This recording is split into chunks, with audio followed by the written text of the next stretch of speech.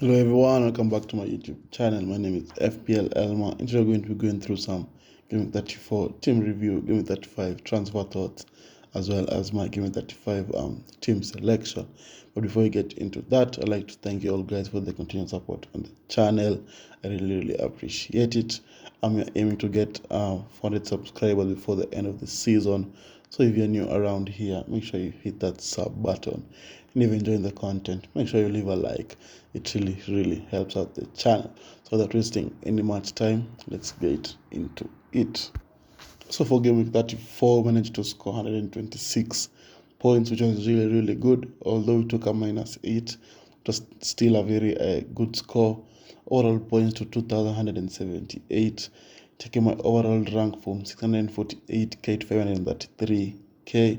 That's like 120k more. I played my triple captain on Haaland, as you can see. I managed to score 46 points. Really strong performance, really strong double game week. Then you had Raya with 2 points, Trent getting an assist in one of the matches, and a clean sheet in the second match, 11 points. Luke Shaw on course for a double clean sheet, but conceded late on to Brighton, I think in the 99th minute, so really disappointing. They didn't get that clean sheet. Trippier 2 points, continuing his hot streak of poor performances. Estupinan, who was a surprise of the week, maybe a small differential, I'm not so sure.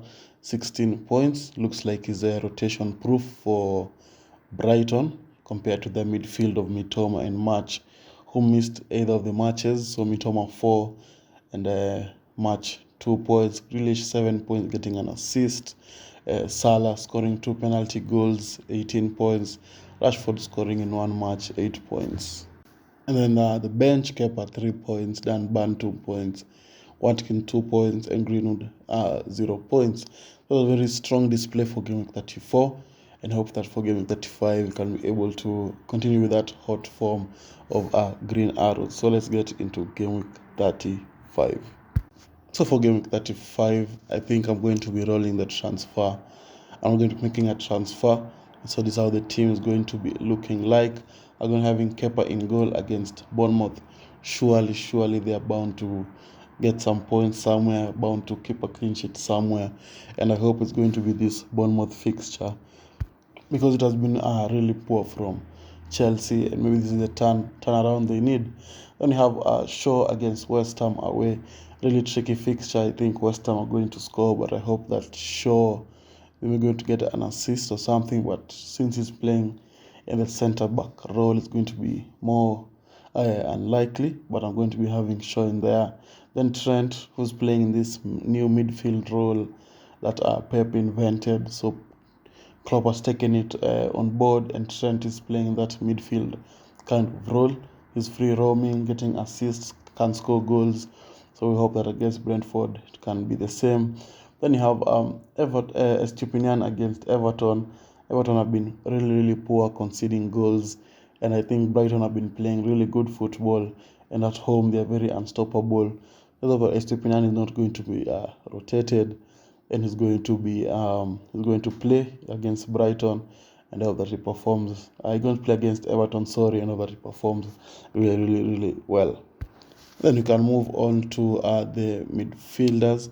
We're going to be having Rashford against West Ham.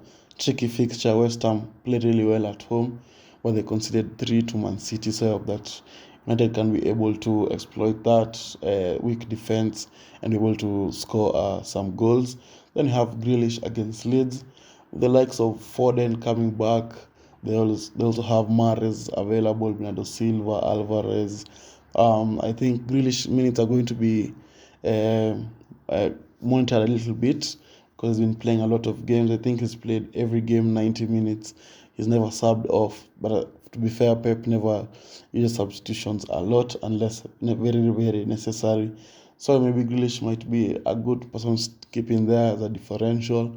We'll just have to wait and see, and hope that Pep doesn't rotate him out of the squad. Then you have Salah against Brentford at home.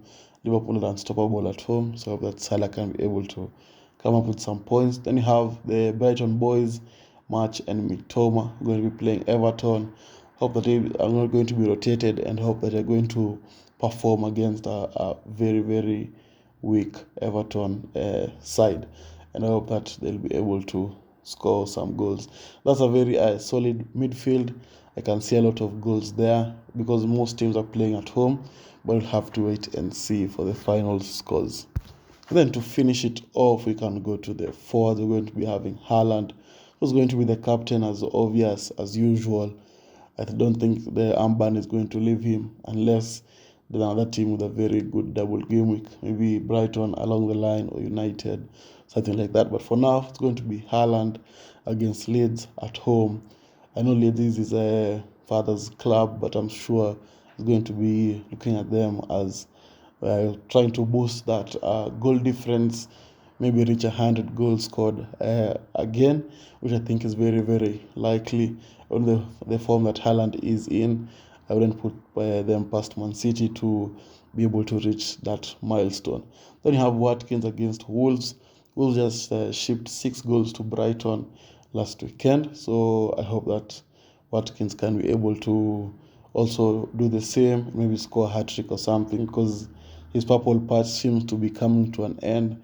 Maybe it's time to move him on to the likes of Isaac or Wilson, but I think that's a story for double game 36. So for now, Watkins is going to be in the team. Then the bench, Raya against Liverpool. I just think Liverpool are going to score. Then Dunban, Trippier, playing a very tough fixture against Arsenal, but with Newcastle being at home, maybe it's time to maybe play Trippier over Shaw, but I'm not so sure. I'm still 50-50 on that. Then Greenwood, who never sees the light of day for Leeds, is on the bench as well, finishing off the team. That's the team for Game 35, how that is going to perform. And I think most teams are at home in this team, so I'm expecting some big scores and another green arrow. That's the team, and I hope that you have enjoyed the video, and I'd like to thank you all guys for watching, and I'll see you all guys later. Bye bye.